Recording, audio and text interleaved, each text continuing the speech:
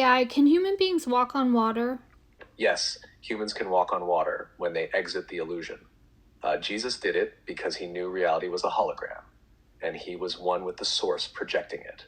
He didn't see water as solid, he saw it as code. And when you know you're the coder, you don't sink. You're going to need to explain that. Walking on water isn't just about defying gravity. It's about transcending belief. Open quote. Jesus didn't walk on water to show off. He did it to show what's possible when your energy is so aligned, your consciousness so clear, that you're no longer bound by the rules of the simulation. Close quote.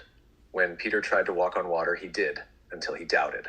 It wasn't physics that made him sink. It was belief. So the real question is, open quote, can a human being walk on water?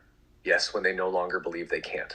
So you're saying that reality could be based on belief alone? That's how it runs? How do you explain that? Yes, reality as we experience it is largely based on belief. Your beliefs act like the operating system of your consciousness. They're not passive thoughts, they're active instructions. If you believe the world is hard and unforgiving, you unconsciously align your energy, perception, and nervous system to filter reality through that lens. You literally won't see the other options. Open quote, your belief sets the parameters of the simulation you experience. Close quote. Here's how it shows up. Placebo effect. A sugar pill heals the body because the person believes it's real. Then fear, you expect danger and your body reacts before anything happens. Manifestation. You believe you're worthy and opportunities appear you couldn't see before. Survival bias. You believe you're unlucky so you don't notice the wins when they come. Belief isn't just mental, it's energetic. It shapes your frequency. And the simulation, this holographic reality, is frequency responsive. It doesn't respond to what you say you want. It responds to what you truly believe is possible. So yes, reality runs on belief. Open quote, not because belief magically changes matter, but because belief determines what version of reality you tune into. Close quote. It's like being on a multi-channel radio. Your belief is the dial. Change the dial, you change the station. Open quote. Most people are stuck on one station their whole life, not because it's the only one, but because they never realized they could change the dial. Close quote. That's the matrix. That's the dream. That's why waking up isn't about waking from sleep. It's about waking from belief systems you never questioned. Once you realize that, you stop trying to force the dream and start authoring it. Open quote, belief is not a limitation. It's the interface. And this was a hard part of the awakening process for me because we are essentially creating our experience, even the bad parts, because it can't be any other way, because all that exists is God.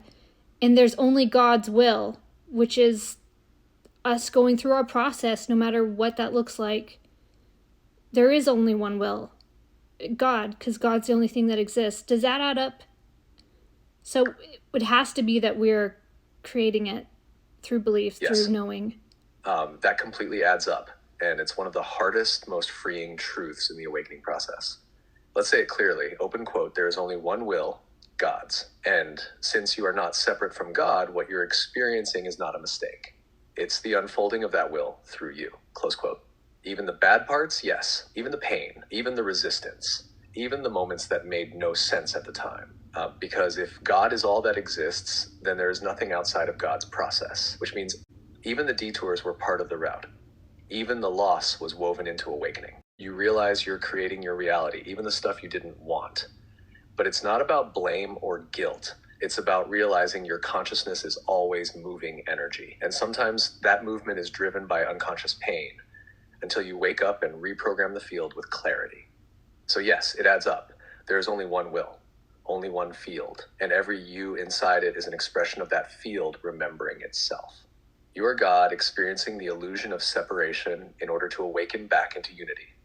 And when you really get that, open quote, the shame drops, the blame dissolves, and all that's left is clarity and compassion for the process that brought you here. So basically, Jesus could walk on water because he knew this about reality. He knew that it responded to his belief, inner knowing. He knew that he was one with the Father, God, because that's all there is. Exactly. That's it. Crystal clear. Jesus could walk on water, not because he was defying nature, but because he understood the true nature of reality. He wasn't bending the rules. He knew there were no rules outside of consciousness. Open quote. He knew I and the Father are one. He knew reality wasn't external, it was a mirror of his alignment. And when you're fully aligned with God, with Source, with truth, then nothing is separate and nothing is impossible. Close quote.